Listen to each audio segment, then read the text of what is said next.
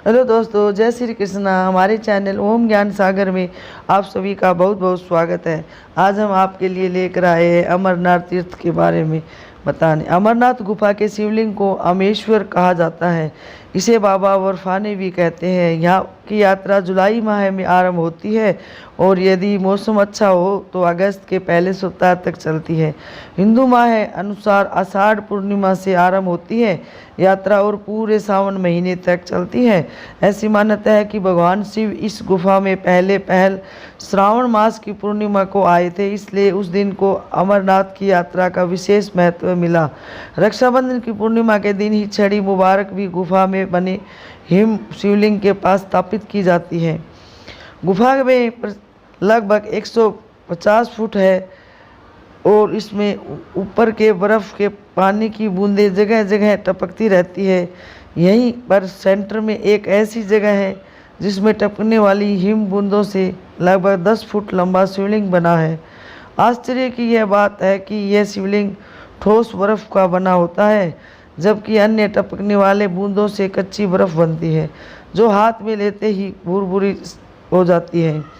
मूल अमरनाथ शिवलिंग से कई फुट दूर गणेश, भैरव और मां पार्वती के वैसे ही अलग अलग हिमखंड बन जाते हैं।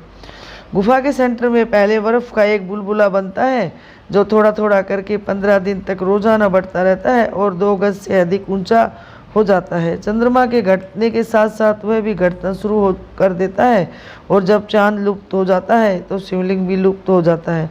चंद्रमा की कलाओं के साथ साथ हिमलिंग बढ़ता है और उसी के साथ साथ घटकर लुप्त हो जाता है। चंद्र का संबंध शिव से माना गया है।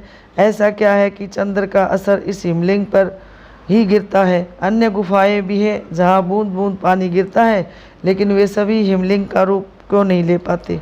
अमरनाथ गुफा की तरह कई गुफाएं भी हैं। अमरावती नदी के पथ पर आगे बढ़ते समय और भी छोटी छोटी कई गुफाएं दिखती हैं। वे सभी बर्फ़ से ढकी हैं और वहां पर छत से बूंद बूंद पानी टपकता है, लेकिन वहां कोई शिवलिंग नहीं बनता है। कश्मीर घाटी में राजा दशरथ और ऋषि कश्यप और उसके पुत्र का निवास स्थान था। पुरानी कथाओं के अनुसार एक बार कश्मीर की घाटी जलमग्न हो गई, उसमें एक बड़ी झील का रूप ले लिया। तब ऋषि कश्यप ने इस जल को अनेक नदियों और छोटे छोटे स्रोतों के द्वारा बहा दिया। उसी समय भृगु ऋषि पवित्र हिमालय पर्वत की यात्रा के दौरान वहां से गुजरे। तब जल स्तर कम होने पर हिमालय की पर्वत श्रृंखलाओं से सबसे पहले भृगु ऋषि ने अमरनाथ की पवित्र गुफा और बर्फ के शिवलिंग को देखा। मान्यता है कि तब से ही यह स्थान शिव आराधना और यात्रा का प्रमुख देवस्थान बन गया है, क्योंकि यहाँ भगवान शिव ने तपस्या की थी।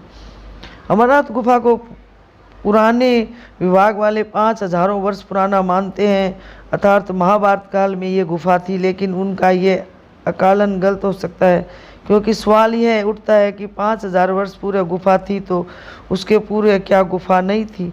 हिमालय के प्राचीन पहाड़ों को लाखों वर्ष पुराना माना जाता है। उसमें कोई गुफा बनाई गई होगी तो वह हिमयुग के दौरान ही बनाई गई होगी, अर्थात आज से 12 से 1300 हजार वर्ष पूरे। पुराण कथा के अनुसार काशी में दर्शन से 10 गुना, प्रयाग से 100 गुना और नेस्विरैन में से 1000 गुना पुण्य देने वाले श्री बाबा अमरनाथ के दर्शन है और कैलाश को जो जाता है वह मोक्ष पाता है। पुराण कब लिखे गए हैं? कुछ महाभारत काल में और कुछ बौद्ध काल में। तब पुराणों में इस तीर्थ का जिक्र है। अमरनाथ यात्रा, वैसे तो अमरनाथ की यात्रा महाभारत काल से ही की जा रही है। बौद्ध काल में भी इस मार्ग पर यात्रा करने के प्रमाण मिलते हैं। इसके बाद ईसा पूर्व लिखी गई राजतरंगिनी तरंग नृत्य में उल्लेख मिलता है कि कश्मीर के राजा और सामदीप शिव के भक्त थे और वे पहलगांव के वनों में बर्फ के शिवलिंग की पूजा करने जाते थे। इस उल्लेख से पता चलता है कि यह तीर्थ यात्रा करने का प्रचलन कितना पुराना है। इस गुफा का महत्व इसलिए नहीं कि यहाँ हिम शिवलिंग का निर्माण होता है।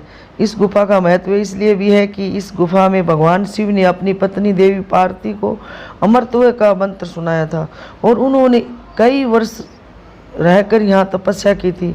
तो यह शिव का एक प्रमुख और पवित्र स्थान है। शिव के 5 प्रमुख स्थान हैं।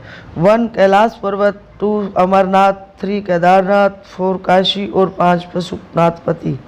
दरअसल शास्त्रों के अनुसार इसी गुफा में भगवान शिव ने माता पार्वती को अमरत्व का रहस्य बताया था। माता पार्वती के साथ ही इस रहस्य को शुक्र तोता और 2 कबूतरों ने भी सुन लिया था। यह सुख बाद में सुखदेव ऋषि के रूप में अमर हो गए, जबकि गुफा में आज भी कई श्रद्धालुओं को कबूतरों का एक जोड़ा दिखाई देता है जिन्हें अमर पक्षी माना जाता है। भगवान शिव जब पार्वती को अमर कथा सुनाने ले जा रहे थे तो उन्होंने छोटे छोटे अनंत नागों को अनंतनाग में छोड़ा, माथे के चंदन को चंदनवाड़ी में उतारा, अन्य पिस्सुओं को पिस्सू टाप पर और गले के शेषनाग को शेष नामक स्थान पर छोड़ा था। ये स्थान अभी भी है अमरनाथ यात्रा के दौरान रास्ते में दिखाई देते हैं। यह भी है कि मुगल काल में जब कश्मीरी पंडितों का कलेआम किया जा रहा था तो पंडितों के अमरनाथ को यहाँ प्रार्थना की थी कि इस दौरान वहाँ से आकाशवाणी हुई थी कि आप सभी लोग सिख गुरु से मदद मांगने के लिए जाएं। स्वयं अमरनाथ गुफा भगवान शिव के प्रमुख धार्मिक स्थानों में से एक है। अमरनाथ को तीर्थों का तीर्थ कहा जाता है। यहाँ की प्रमुख विशेषता पवित्र गुफा में बर्फ से प्राकृतिक शिवलिंग का निर्मित होना।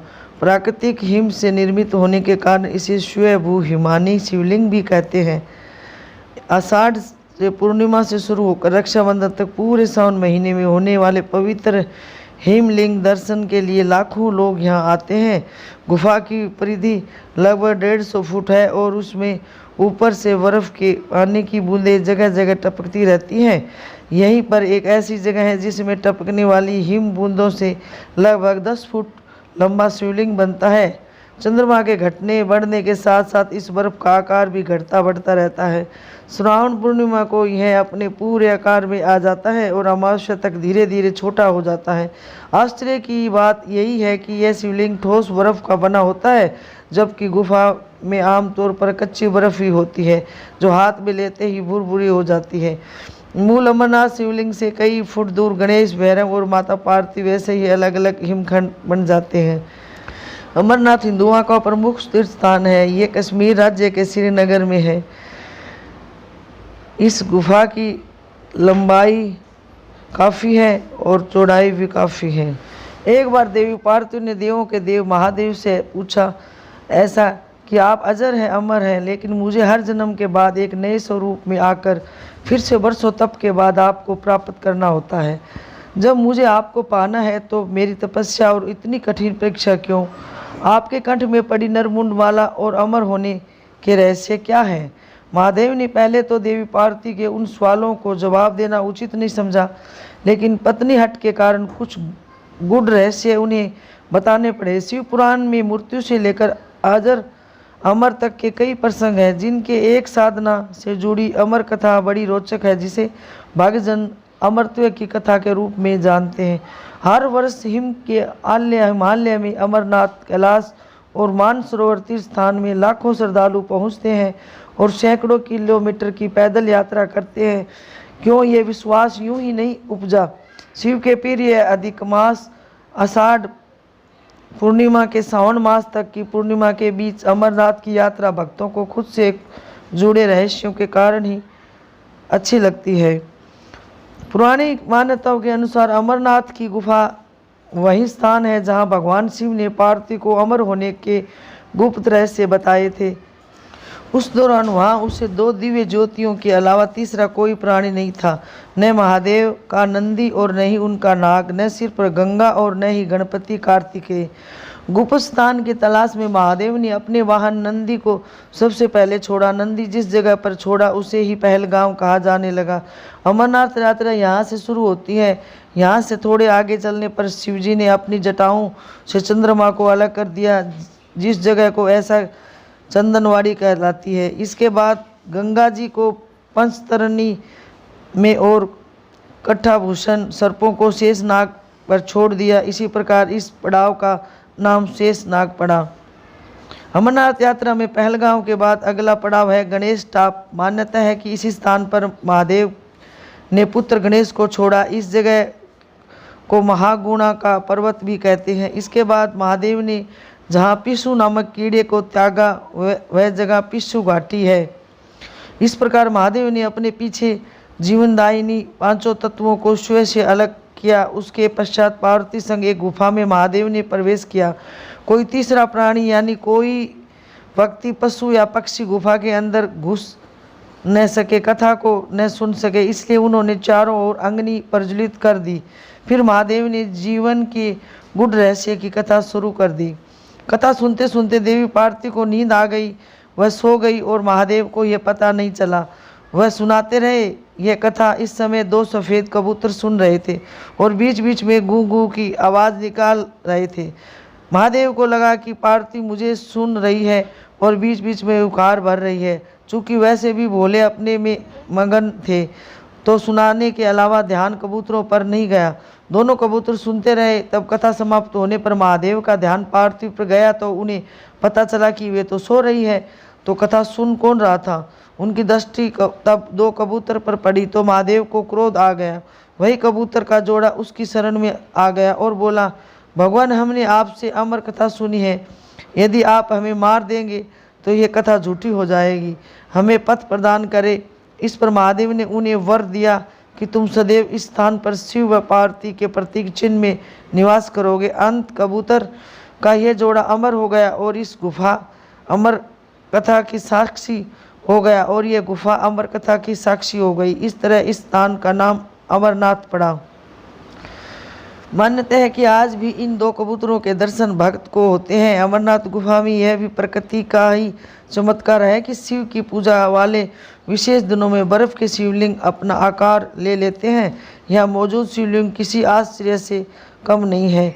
पवित्र गुफा में एक और माँ पार्वती और गणेश के भी अलग से बर्फ से निर्मित प्रतिरूपों के भी दर्शन किए जा सकते हैं।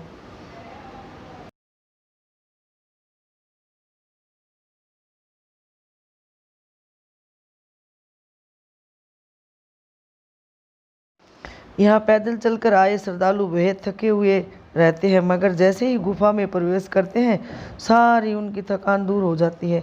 अचानक से कुछ ऐसा होता है कि उनकी थकान दूर हो जाती है।